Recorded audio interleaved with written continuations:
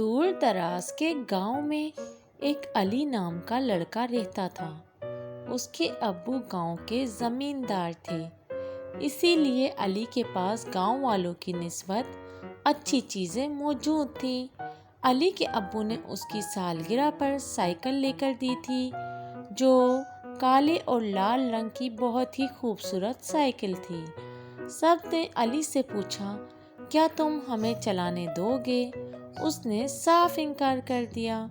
پیچھے کھڑے زمیندار کے ملازم نے جب یہ باتیں سنی تو اسے بہت غصہ آیا۔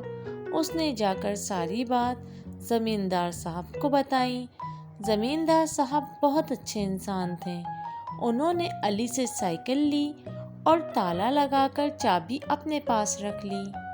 علی کو جب پتہ چلا کہ سائیکل کس وجہ سے لی گئی ہے تو وہ شرمندہ ہو گیا اور گاؤں کے بچوں سے معافی مانگی۔ بچوں کی سفارش پر علی کو سائیکل دے دی گئی۔ اب علی سائیکل صرف خود نہیں چلاتا بلکہ گاؤں کے بچوں کو بھی چلانے دیتا ہے۔ تو پیارے بچوں، آج کی سٹوری اچھی لگی ہے تو چینل کو سبسکرائب کر دیں۔